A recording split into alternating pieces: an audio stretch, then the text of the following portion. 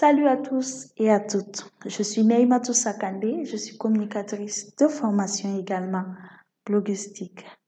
Aujourd'hui, nous allons parler de comment éviter de propager les fake news. Si tu ne sais pas ce que c'est qu'une fake news, je t'invite à regarder la vidéo précédente dans laquelle je définis et montre les différents contours d'une fake news ou tout simplement une fausse nouvelle. Comment? Si tu es nouveau sur la chaîne, je t'invite à t'abonner et à activer la cloche de notification pour ne pas rater des vidéos instructives en matière de technologie au Burkina Faso. Évitez de propager les fake news. Quand vous vous trouvez en face d'une information, il y a quelques critères que vous pouvez utiliser pour reconnaître une fake news et bien sûr éviter de la partager. La première question que vous devez vous poser, c'est qui me parle? Qui est derrière l'information? Quand vous recevez une information, vous devez toujours vous demander quel est l'intérêt de l'émetteur. L'émetteur, c'est celui qui émet le message, celui qui diffuse le message en premier lieu, la source, clairement.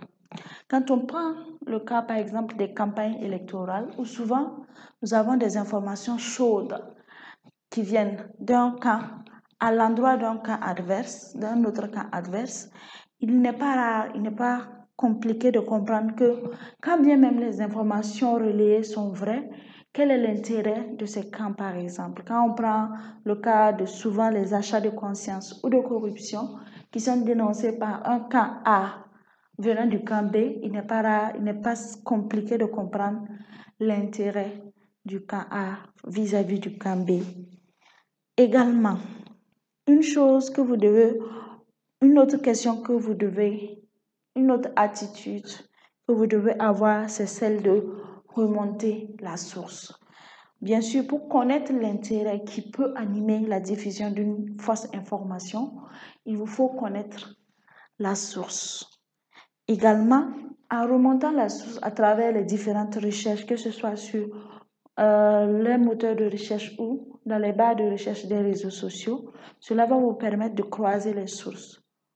Quelquefois, une information peut être diffusée par un média ou une page sur un réseau social. Et pour le vérifier, vous allez chercher à savoir si d'autres personnes ont fait mention de cette information. Quand c'est une fake news, il peut y avoir deux cas. Le premier cas, le fait que ce soit une fake news, aucune autre page, aucun autre média ne va diffuser l'information. Et cela va vous tiquer parce que tout simplement, si l'information était censée être vraie, elle allait être publiée par les différentes autres pages et médias. L'autre cas, c'est que l'information est diffusée et elle devient virale. Mais seulement, il y a d'autres critères qui entrent en compte dans la véracité d'une information autre que sa popularité. Quand nous allons continuer, vous allez comprendre. Donc, l'un des aspects que nous pouvons également regarder, c'est les différents signes. D'abord, il y a certains messages qui se terminent par des mentions faites tourner ou diffuser à tous vos contacts.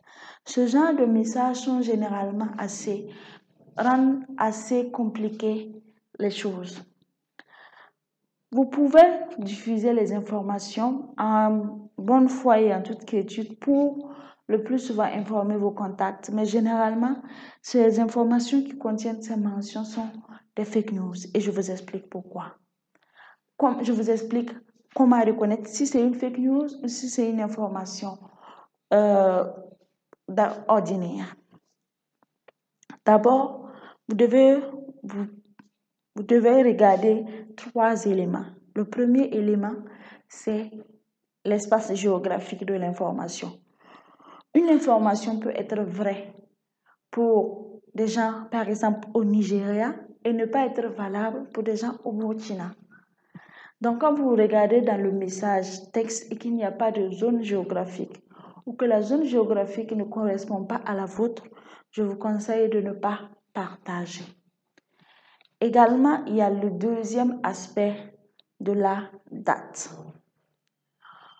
Il est rare de voir une information aussi courte soit-elle, sans précision géographique et en plus sans précision de temps. Donc la date est importante dans la prise en compte de la véracité de l'information. Et pour vraiment ajouter le troisième critère qui va faire la corde à 3 nœuds, nous avons la source.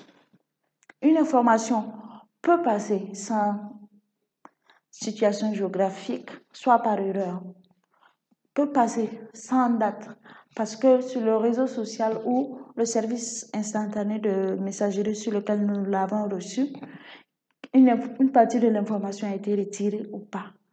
Mais en plus, qu'il n'y ait pas de date, pas de lieu géographique, pas de lieu, qu'il n'y ait pas de date, pas de lieu et pas de source du tout, alors là, il se peut que vous soyez en face d'une fake news dûment préparée.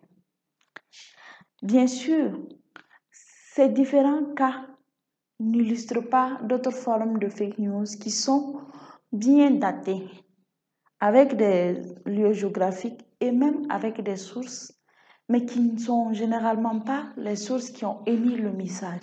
Il y a également ce cas de figure. Donc, ne pensez pas que parce qu'il n'y a pas de date, pas de lieu, parce qu'il y a une date, un lieu et une source, l'information est vraie. Ce n'est pas toujours vérifié, car facilement avec les textes, facilement avec le développement de la technologie, on peut attribuer un message à une source qui n'a pourtant pas été l'émettrice de ce message.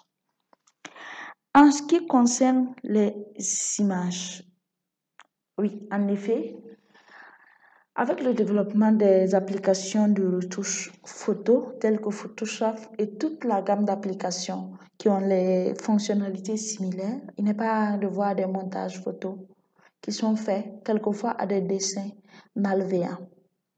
Comment reconnaître et comment faire en sorte de comprendre, de distinguer la vraie image de la fausse? Pour cela, nous allons conseiller 2 outils. Nous avons Google Images et TinEye. TinEye et Google Images sont des applications qui permettent de télécharger une vidéo et de retracer son parcours en ligne. Je dis bien en ligne, toutes les fois où il a été posté et de retrouver également les différentes sources. Donc, une fois que vous êtes dans l'application TinEye, on va vous demander de télécharger la photo. Quand vous téléchargez la photo et que vous lancez la recherche, aussi bien sur TinEye que sur Google Images, vous allez revoir toutes les fois et toutes les sources qui ont publié cette même image sous ces différentes formes.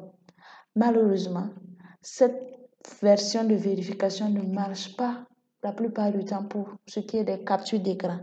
Donc, il vous faut avoir l'image elle-même ou l'image elle-même envoyée plusieurs fois. Peu importe, mais tant que ce n'est pas une capture d'écran, vous avez la certitude de pouvoir retrouver au moins la dernière source. Donc, c'est essentiellement ça. J'aimerais également aussi attirer votre attention car généralement, on se dit qu'en vidéo, c'est très compliqué de tricher, mais il y a ce qu'on appelle les deepfakes.